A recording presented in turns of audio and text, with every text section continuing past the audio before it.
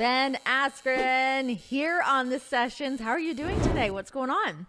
I'm good. I had my podcast for Flow Wrestling Radio Live this morning, and then I went and got a quick workout in, and then I showered, and here I am. Just getting it done, checking Yes. it all off. Are you like on the media circuit right now with your book being out? Are you like a little talked out about it? No, well, I'm excited to talk to you because you're not from the MMA background. I've only talked to a couple people not from the MMA, so it's always interesting, like hearing another perspective. For sure. But yeah, we did that last week, and then I've been doing a few other interviews. But no, it's not too much. So you have your new book. Let me, of course, pull up. I know Funky, but I don't want to mess up the rest of it. So Funky, My Defiant Path Through the Wild World of Combat Sports, which there it is. Great title. It's my wife's copy. So it's funny. So I also released a book through Permuted Press. Oh, awesome. So same deal. And I also gave them a title. Mine's longer than yours, but they're like, can you make it not a run-on sentence for this title? And I was like, listen, I can't pick one. Did you have a hard time figuring out what you wanted the title to be? Because I felt like that was the hardest part. Yeah, I agree. Because it just it feels like there's nothing that fits, you know. And then when me and the other guy who helped me write this, when we came up with this, I was really happy, and I thought it sounds good, and it's very descriptive of what I feel my career was. Yeah, I'm a big fan of like that little like subtitle. It's like, here's the gist, but da-da-da-da-da, having that little sentence on there. So the book is out, already an Amazon bestseller. Yeah. Hell yes. How excited were you when you were able to like open up your phone, your computer, whatever, to like see that news? Yeah, I mean, it was cool because I actually started this as a Corona project. You know, we had my brother and I owned 5 wrestling academies, and they got shut down, and we couldn't do anything. I was like, oh man, what am I gonna do? I need to stay busy. I don't do well being not busy. And so I was like, hey, how about I write a book? And so I contacted one of my favorite MMA writers, and I said, hey, do you want to do this? And he said, yes. And we got started. And I thought, you know, I don't know, 6 months, 9 months, we'll be done with it, you know. And now 2+ years later, we're done with it. It's crazy. It really is crazy, like what that process is like, from like conception of, I'm going to start doing something. Like I wrote a cookbook. So mine was like a different, where I was like, I didn't know how to write a cookbook, but it was less pen to paper. I was like trying out recipes, whatever. But yeah, when you like actually start. So had you been like documenting stuff through your whole career? Were you big into that? No, not really. I mean, I had done a bunch of vlogging, you know, and maybe a couple years ago. I don't do it anymore. But no, never really kind of documenting it. I kind of got a good memory, and I feel like when we were going through my life, I remembered it all relatively correctly. Once we were finished with the book, I let my wife and my mom and my dad and my brother and my high school wrestling coach, I let them all read it. And, you know, there was very minimal changes that they suggested. And I think the few, they weren't factual, right? They were like opinion pieces, or, hey, maybe you should add that. You forgot about this little thing. You know, because one of the things I think when you're writing a book, when you think about your life, that you don't realize is, number one, what's meaningful to other people. Yeah. And I'm sure this happens to you when you meet someone, you know. You'll meet someone and they'll say, 15 years ago, this and this happened. And you said this, and you're like, wow, like I totally forgot about that. Because it was just like something that happened. It wasn't that meaningful, but to that person it was. And then number 2 would be, when you're writing your book, it's like, oh my God, there's like 7 other stories I could tell on every story. You know, I could just keep going. Right, it's hard to like stay on track. Yeah, you got to cut it down because you realize, like, you know, all this was my life, but if it's 1,000 pages, no one's going to read it. You know, I think it's like 196, I think is what my book is. And it's like, it feels long, you know, but it feels like on every single little bit, I could talk more about this person that helped me, or I could tell the rest of this story. And so that whole thing kind of felt like that. Thank God you were able to like remember as much as you did. I mean, not only given your profession, but like in general, like my mind. Was that a brain trauma joke? I feel like I can get a pass with that. So my husband's a professional wrestler, and he also wrote a book through Permuted Press, and he's like you, where like his memory, he remembers everything in like minute detail. Like he can really like harken back to certain things. I am so not that way, and I don't think I've ever been hit in the head. But it's funny, I think, when you're like kind of going back through those stories and like being like, especially as time passes too, like, am I remembering that accurately? Did that go the way that it did? Were you a little bit nervous passing the book off to your friends and family and stuff to see how that was going to match up? No, I think, maybe I'm crazy and I'm biased and I thought I nailed it, but I feel like I got mostly factually correct. So no, I wasn't too nervous on that part, and I think there was one part that my wife really hated, and we actually made that not factually correct to what it was. And the thing was, in high school, I had this big obnoxious hair, yes, really you sure did. Huge afro. I think it's in the book picture somewhere. Well, I was rewatching your documentary the other night too, and I was like, look at that thing just go through the helmet, like wow, what a piece. Yeah, let's see if I can find it for real. But so, right here. This is perfect. Look at this. Look at that hair right there. Crazy. So I had this big obnoxious hair, and wrestling fans, they hated it. They want people to be like short haircut, real serious all the time, and that's not who I was. And I could always take the heat. I didn't give a damn what people said. But my mom was more like, she felt it more than me. When people said something bad about me, she felt it, and I didn't. Yep. I was like, roll off my back, whatever. I don't give a damn. So there's this one conversation we had where she had a picture of me, and she's like, look how ridiculous you look. Everyone thinks you should cut your hair. And I remember saying, I don't know if I can swear on this podcast. Yeah, go for it. You're good. Swear. I remember I said, Mom, I'm not cutting my hair because some people want me to. That's not going to happen, And my wife hated that sentence because my mom actually didn't care because my mom knew that's what happened, Yeah.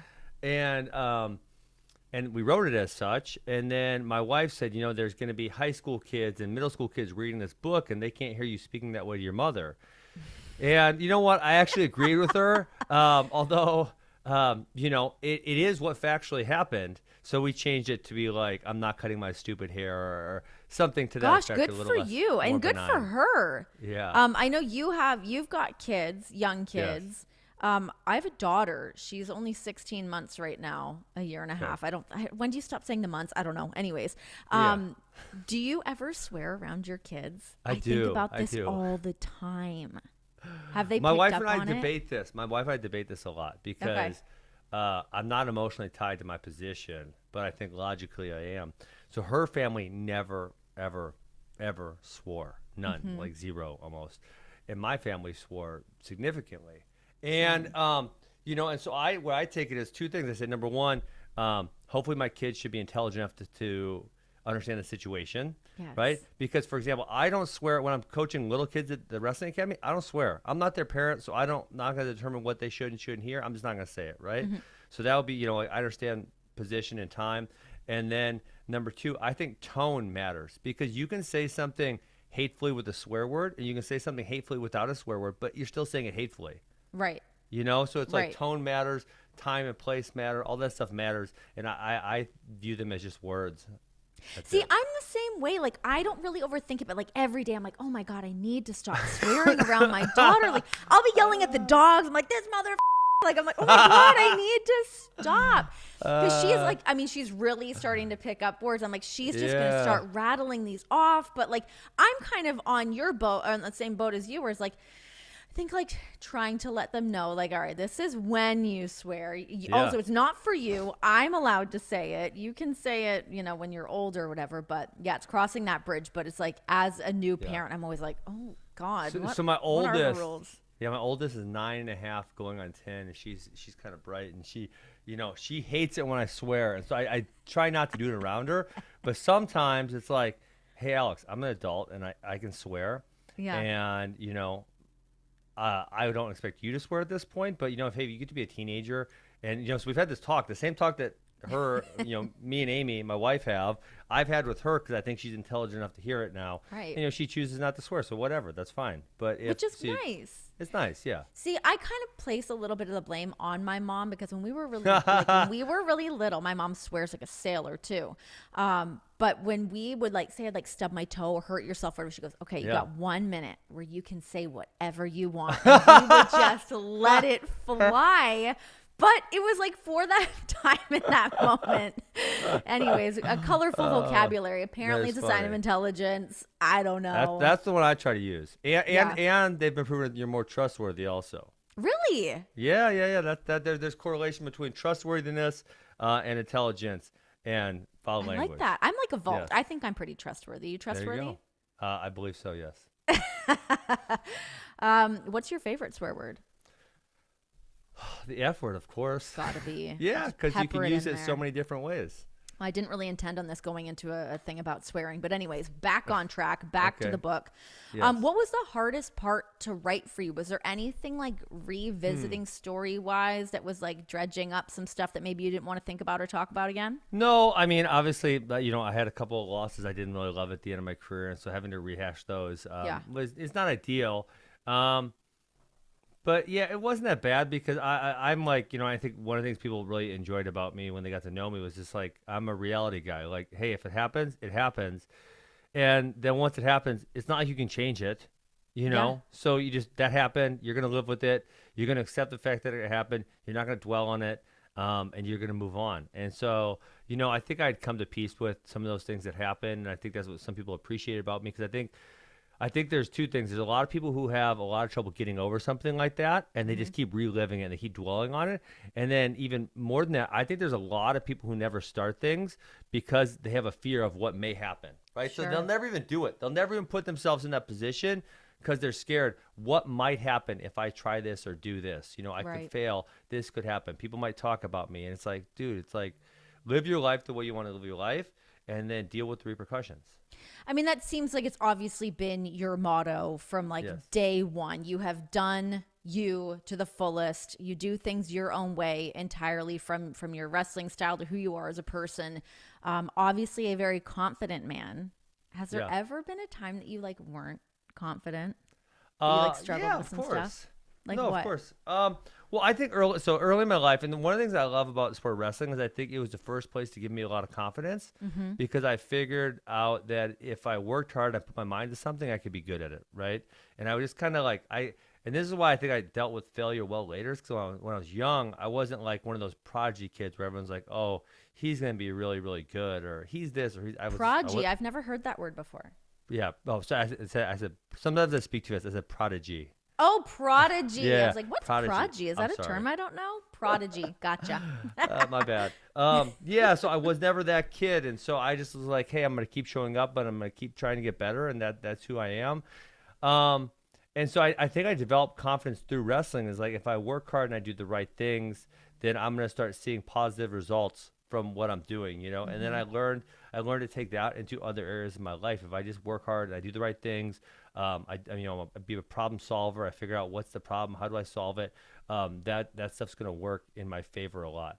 And then I guess I talk a lot because I coach coach 5 through 18 years old now, and I help our college guys a lot too. But middle school is the worst for everyone. I think Oh my middle school God. kids are just mean. The worst. They're the worst. They're just this level of like they're not mature yet. They're kind of insecure still. And so they like take those insecurities and lack of maturity on other people because they're feeling it themselves and they don't want people to look at them. So I think everyone had that. But, growing up now, I mean, I would say I felt like some insecurity and a little bit of lack of confidence compared to where I felt my other times in my life. Sure. But when I compare that to what other people said they felt, like mine was minor. You know what I'm Right. saying? Like other people were paralyzed by what do I wear to school today, Right. for example, or Yeah. who do I go hang out with, or things like that. And like I mean, I'm sure I felt those things a little bit, but not to the level or extent that other people did. Yeah, I know. I can kind of like relate to that too, where like I feel like I always kind of knew where I fit in to a degree, Yeah. or like I've never really had a hard time like making friends. So like that was never too much of a difficult thing for me. So yeah, I know when you hear those stories about other people like just like struggling with social anxiety or trying to fit in, like you said, like thinking about like just simple things like what to wear, like, oh my gosh, these poor kids. Yeah, middle school is rough. It is rough in those middle school streets. Yes. Yeah, it and can I be- think that a lot of that comes from parents too. Just like, and I had great parents, but I think unfortunately, not everyone does. Who just, Yeah. the kids have a sense of like they're loved and they're gonna be taken care of, And then, so if they don't fit in at school, it's not the end of the world, right? Because they still have their family. Yeah. So I guess lucky in that way, and maybe not everybody is. Gosh, it's funny. I was I'm assuming are you friends with Misha Tate? I know her. I don't know. Okay. Friends might be a little too much, but yeah, I mean, like okay. friendly I just with kind her, of I would assumed say. through like one championship and stuff that maybe you guys would have. Did you guys cross paths there? I left before she came over, I believe. Okay. I think that's I'm close there. Okay, yeah, because she had just sent me this podcast to listen to on like parenting, and it was this whole thing about that of like creating like that. This is not meant to be a parenting podcast, by the way. Let's do it. I got 3 kids. But it's really funny yes. though. I think when you think of like the traits that you pass on to another person, yes. I mean, obviously you're such a great example of that, of like persevering, working for things that you want, like kind of going back to the well to put in yes. that work. And honestly, people like you fascinate me that didn't have necessarily that like God-given talent to just go out and had all of those tools. You busted your ass to do every single one of those things. Was there ever a time that you did kind of think, maybe this isn't for me and I'm not going to do this? Yeah. Well, I was gonna go back to the parenting podcast, but I'll answer Let's that go. question. No, take it back. Well, take it back. I had this great parenting moment this weekend because my 9-year-old was she was procrastinating about doing some math homework because she didn't want to do it, and we kind of had like a little bit of an argument about it on Saturday, and then Sunday morning I woke up and she was like, "Dad, I was gonna watch a show this morning, and then I heard your voice in my head, and I went and got my math homework done, and I'm done with it." Like, yes, that's what I'm talking about. Yes. So that was great. Hell yeah. There's nothing like being able to fully relax. Yes. And enjoy the thing that you want to enjoy when you know that you already did the work, so you can just like be in that enjoyment mode. Really is. I love that. No, for me, it was my freshman year of college. I talk about it a lot in the book. So by the end of high school, I had starting to achieve at really high levels. I went to college with really, really big aspirations. And then I was like, getting my ass kicked in the room every day. And I talk about this a lot in like wrestling is unique in the sense that there's not really another sport like it at the college level. Like if you're not the guy, if you're in basketball, go sit on the bench. If you're in football, go sit on the bench. If you're in something like track and field, you're just kind of like looking at the people running in front of you because they're faster, And in wrestling, if you're not the guy, you're getting your face rubbed in the mat every day. Right. So it's like you're getting physically dominated. And you can't do anything about it. It sucks. And so yeah, my first semester of college was a lot like that. I lost a lot of matches that I didn't want to lose. I was getting my butt kicked in the room every day. And that was kind of, I talked earlier about hard work, but then also about problem solving. And that problem solving and creating scrambling. And essentially, I kind of created a new style of wrestling I didn't create all the moves, but I studied a lot of people. And I was like, oh, I can use that. Oh, that will be good for this. And I kind of like aggregated a lot of the things that were happening and put them into like a singular package essentially. And then I was able to tie certain things together. And that was when I really I started, getting really good, really, really fast. I don't know if you talk about this in the book, but I know you talk about in your documentary, The Funk, when you're talking about how you would picture these wrestling matches and they would just be going on in your head, whether it was you, whether you're watching somebody else. Was that ever a thing that kind of got in the way of socialization for you because you were so laser focused on wrestling? Like I feel like you'd be like out on a date and like just be zoned out. And I'm saying this because I'm married to a wrestler that sometimes I'm like, are you with me? What's happening right now? And I know he's thinking about a promo. He's thinking about a match he's doing. Do you ever get lost in it? Oh yeah, my wife says half the time. My wife says, "What are you thinking about?" It's like, "Oh, wrestling." Oh. Totally. Yeah, it's like that meme of like the woman looking over. He must be thinking about other women. No, thinking about tying somebody up in a knot and doing whatever. Yeah. So no, I was very singularly focused on being good at wrestling. So.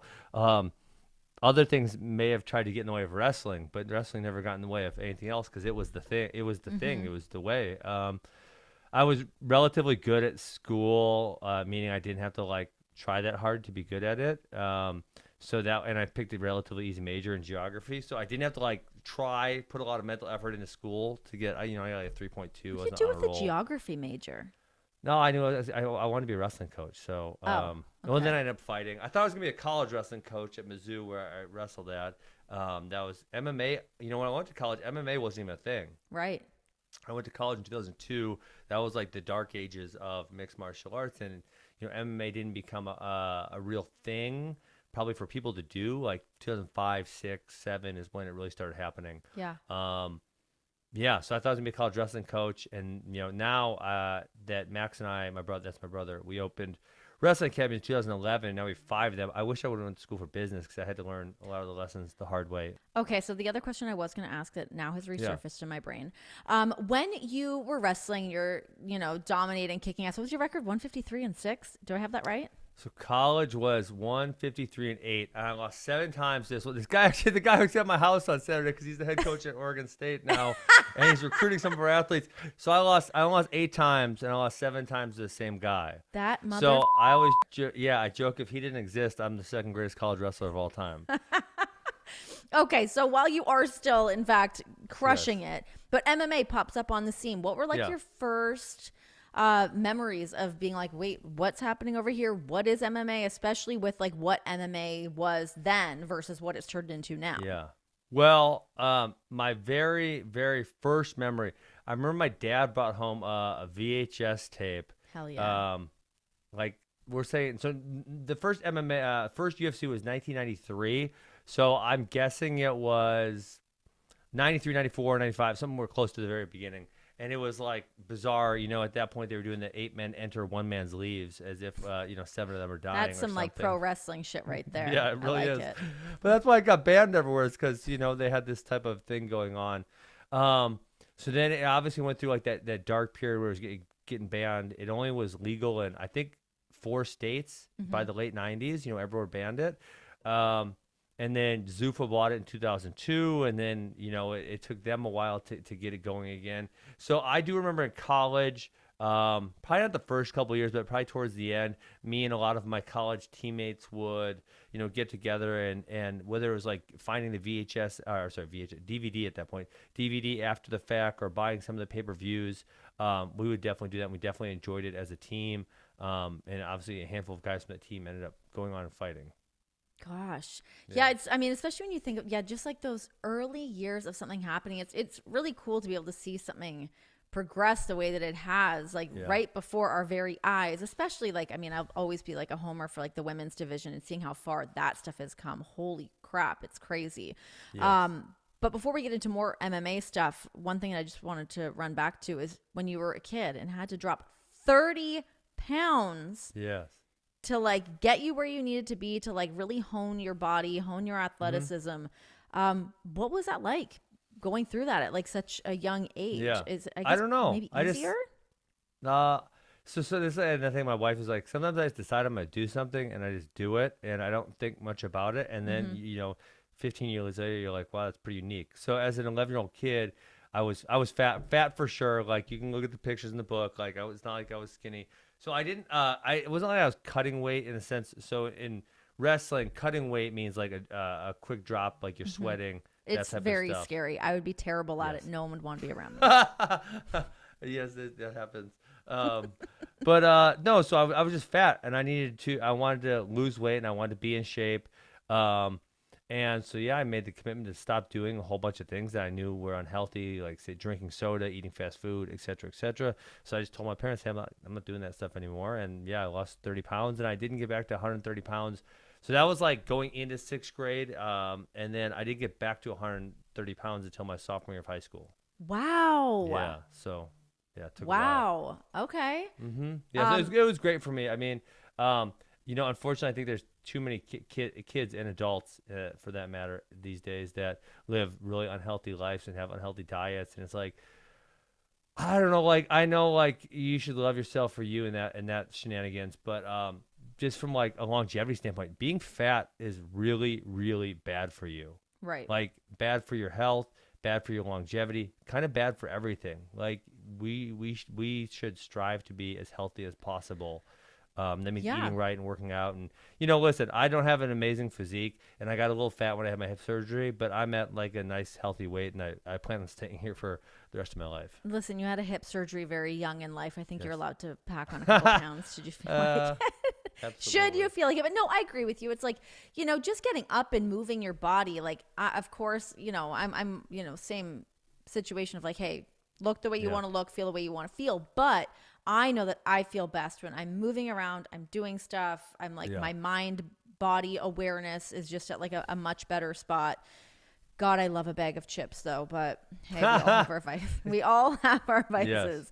Yes. Okay, so you enter the MMA world. What are some of like the big differences between working Bellator, one championship, and then eventually landing at UFC? That's a great question. I wouldn't say like from a fighting standpoint, there's really that much of a difference. At the end of the day, they lock you in some type of cage. They have different shapes because, UFC won't let anyone use octagon. So They have slightly different shapes. But at the end of the day, the cage door locks and you have to fight another person. It's not like there's a few little tiny different rules, but not too much different.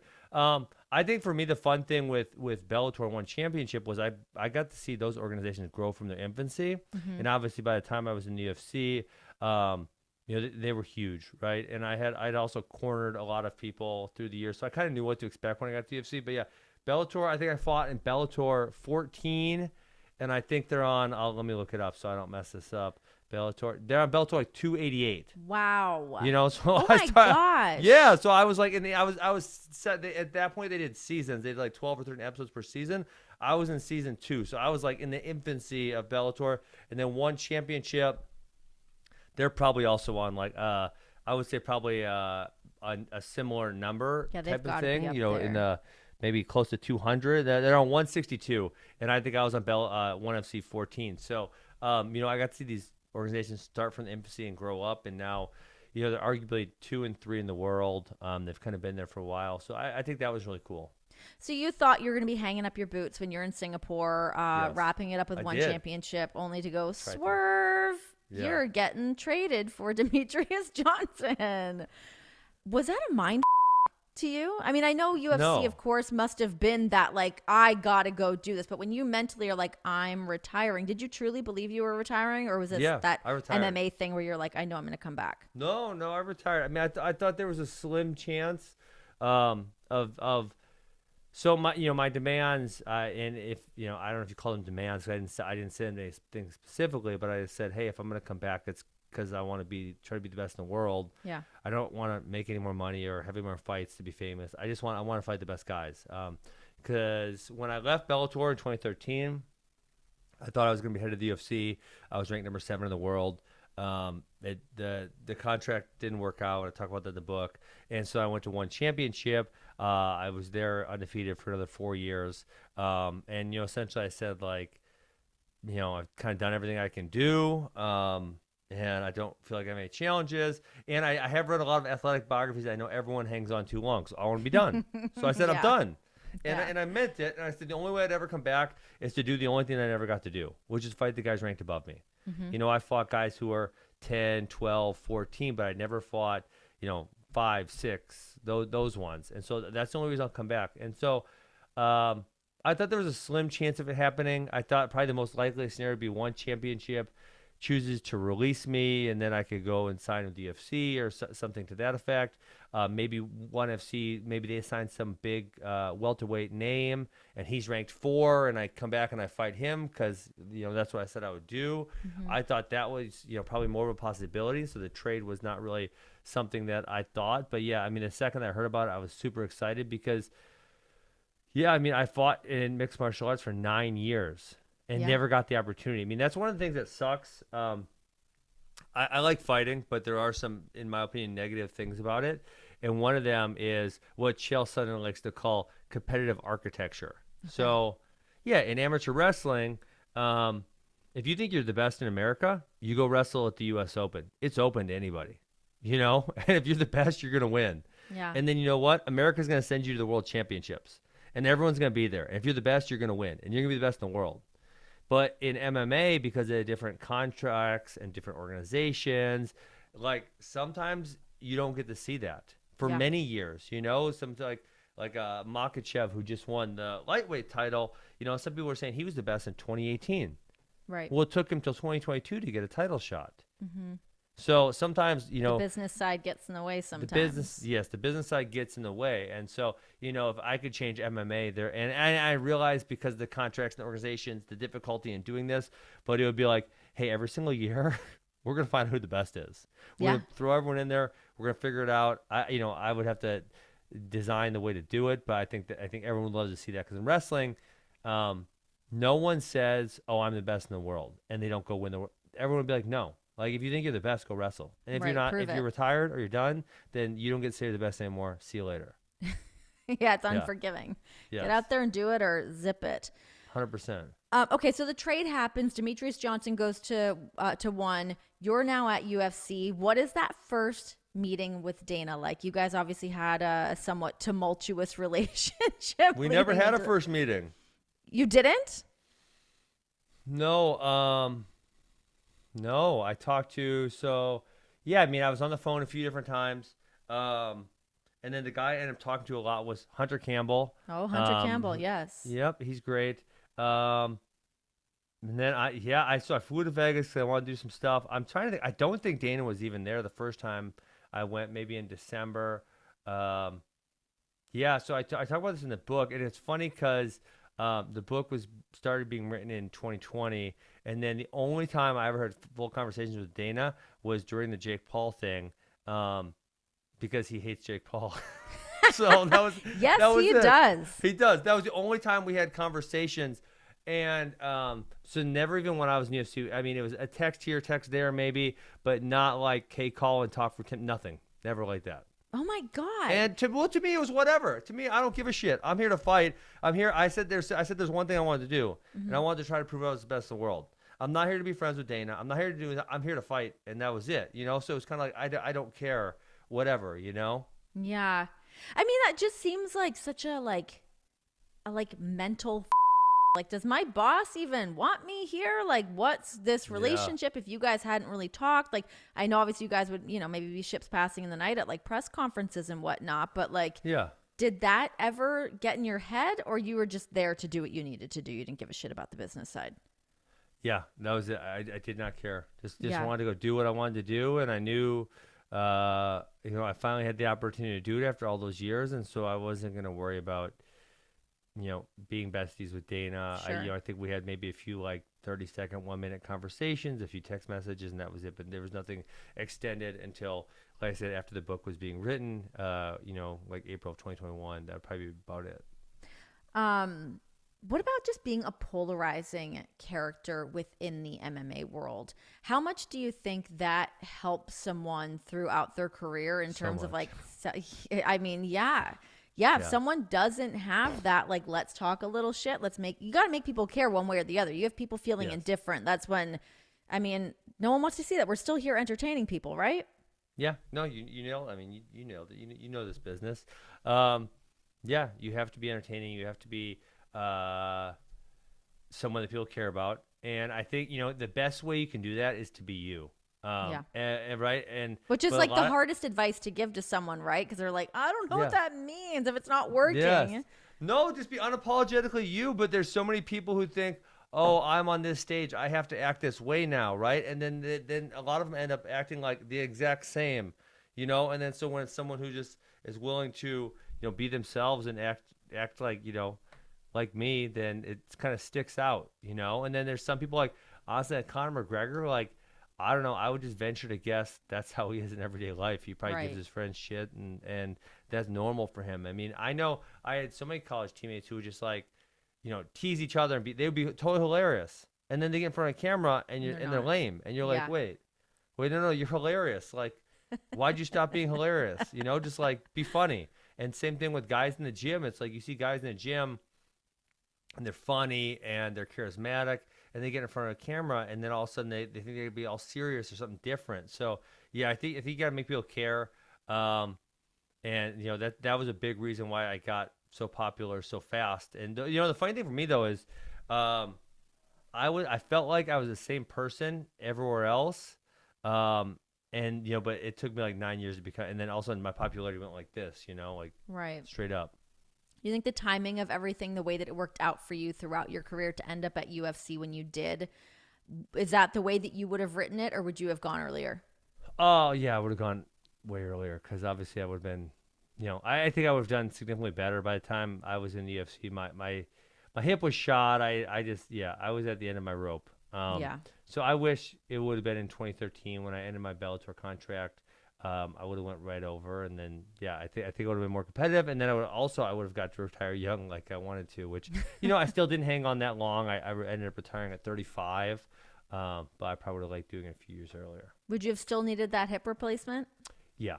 Yep. What was that like? Think it was. I mean, it's awesome because I feel so much better. I wish now. I mean, if I could have told my self what it would have felt like, I would have done it. The second I retired from one championship, I would have done it. Yeah. Right. So I would have retired and done it right away. But when I realized, I didn't even realize till after the surgery, I didn't realize all the problems it was causing. It was one of those things where I woke up after, so you go into surgery 7 a.m., and then you're under, right? And then you wake up at noon or whatever the hell I don't recall what time it was. And, for one of the things was my other side of my back. So I got my left hip done, and I always knew all the left back problems were my hip. But then you wake up and my right back doesn't hurt. And I'm like, wait, why doesn't my back hurt over there? It's hurt every single morning for the last 5 years, Yeah. Why doesn't it hurt? And you're like, oh, I'm on pain pills. Maybe that's it. And then all of a sudden it never hurt. And then all of a sudden it never hurts again, ever. And you're like, whoa. Do you have to replace the hip replacement at a certain point, or are you good for a while? So my doctor said, he actually just retired, but he said he'd been doing them since 2004.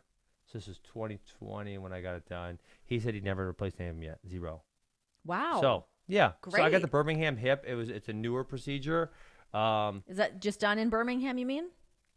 Actually, I think it was Birmingham, England that it was. Oh. I think that's where it came. I think that's where the name comes from. Yeah. Oh, I thought you were in Alabama getting it. No. I went to Cleveland, but the guy retired, unfortunately. Okay. Yeah.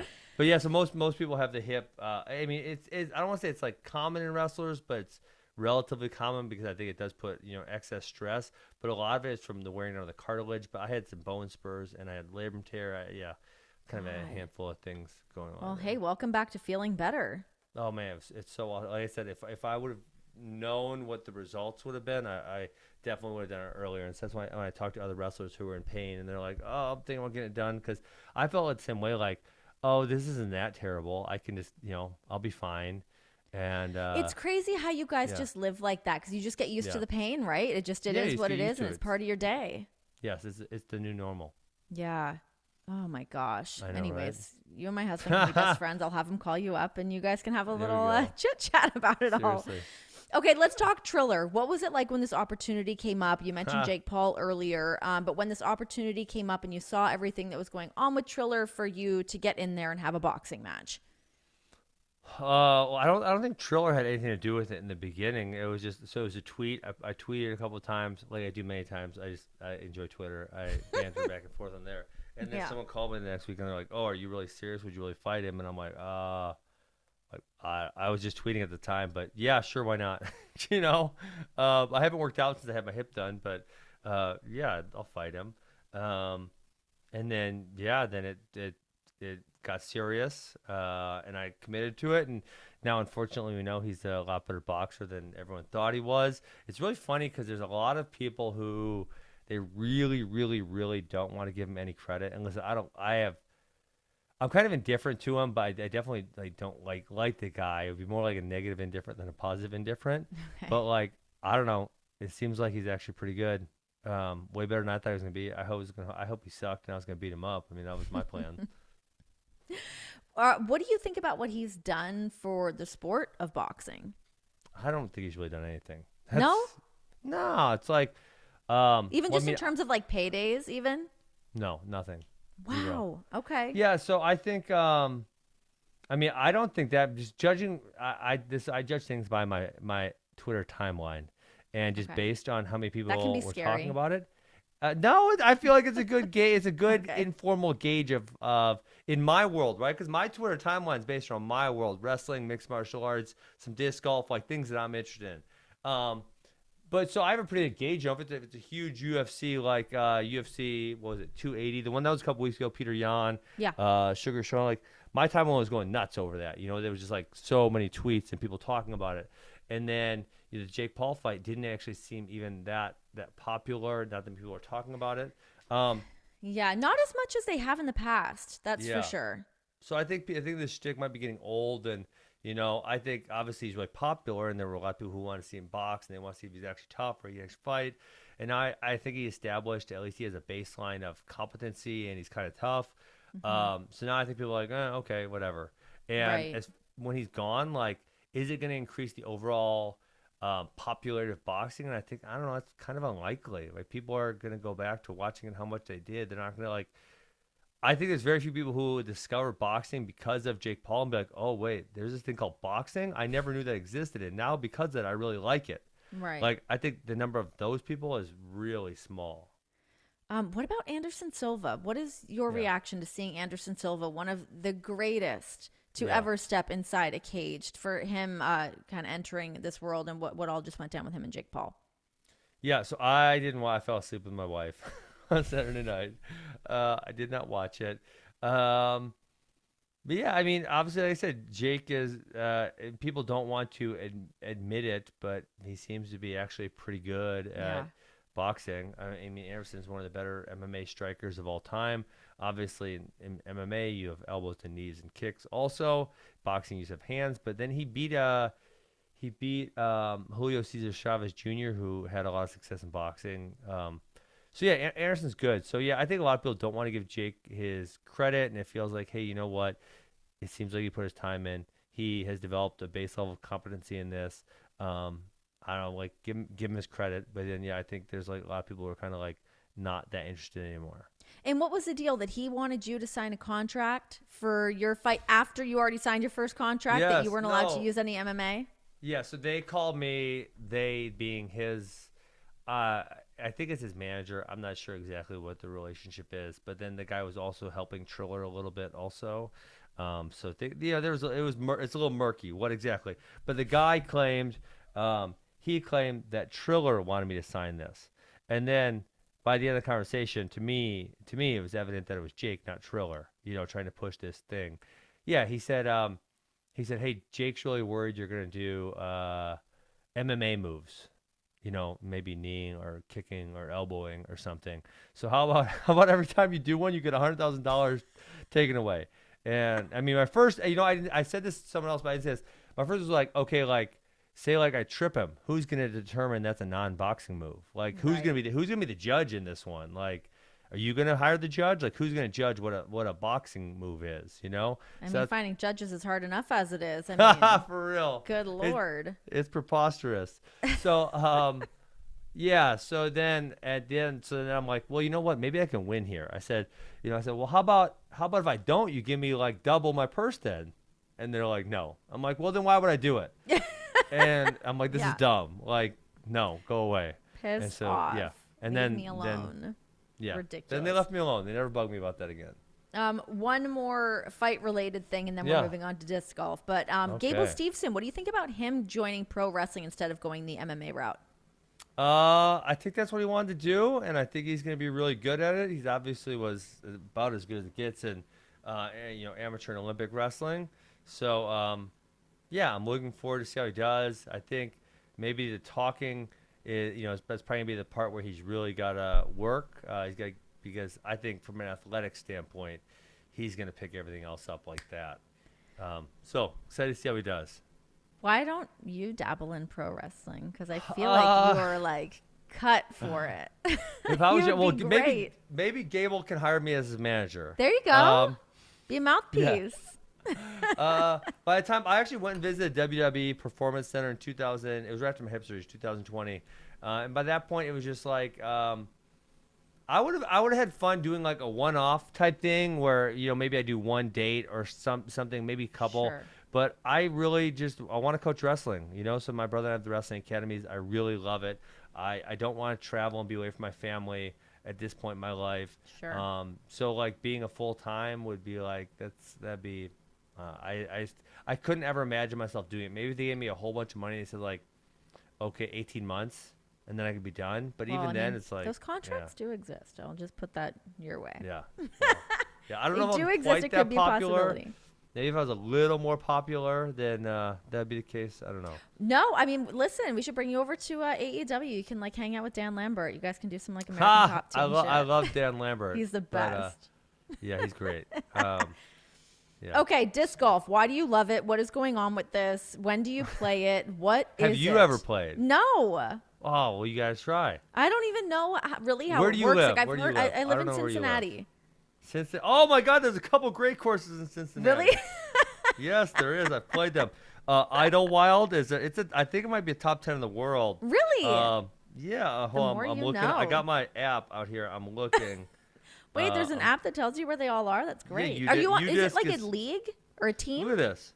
Okay, so there's Cincinnati. Hold on, I just want to make sure you can see. There's Cincinnati right there. Holy, those are all spots? Right? Those are all courses right around Cincinnati. So yeah, so there's Mount Airy's a nice course. I don't know if you know where that is. So basically, I played a couple times in high school, and then a lot of my college teammates played, and I got addicted. Like I kind of get obsessed with certain things. And then I started competing, so then I wanted to be better at it, and so I got to be relatively high level competency in disc golf.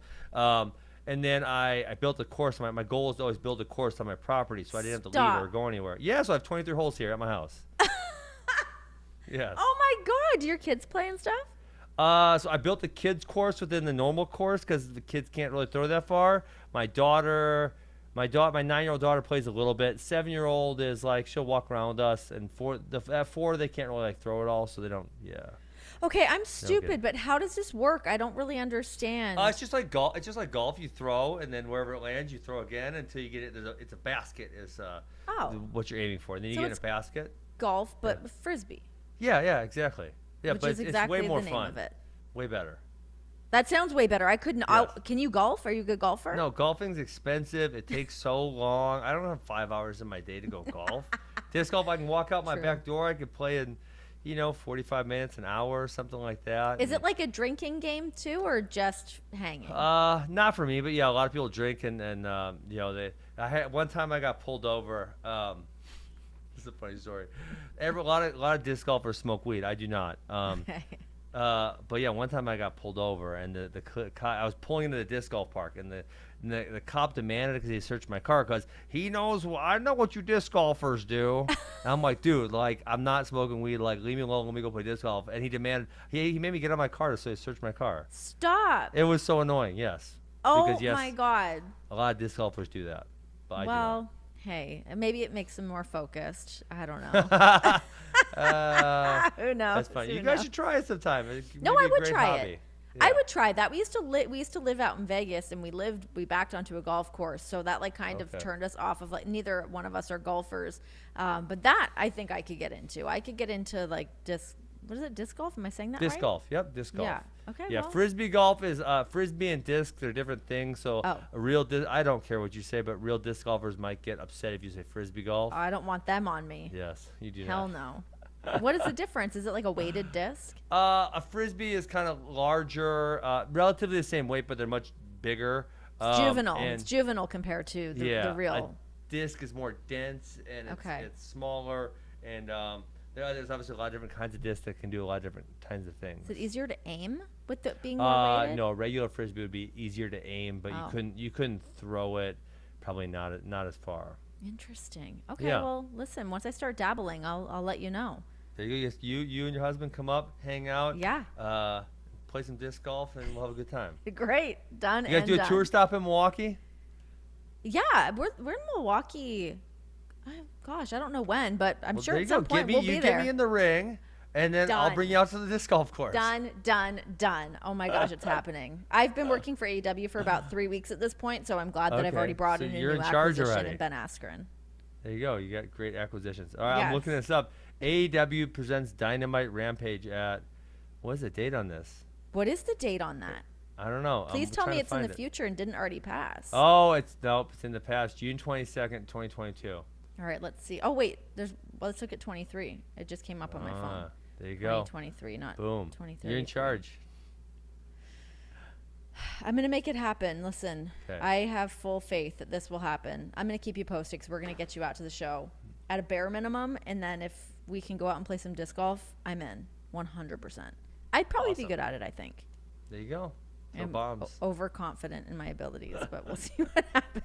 Nothing wrong with that. Well, Ben, I'm super happy that your book is out. Congratulations on all the early success already. Keep crushing it. Everybody pick up this book. Give it a read. The guy is fascinating, especially if you want to learn more about thinking outside the box and just kicking ass as a human being and a professional fighter. He's your guy. All right. Thanks so much for having me. This was a lot of fun. Yeah, thank you.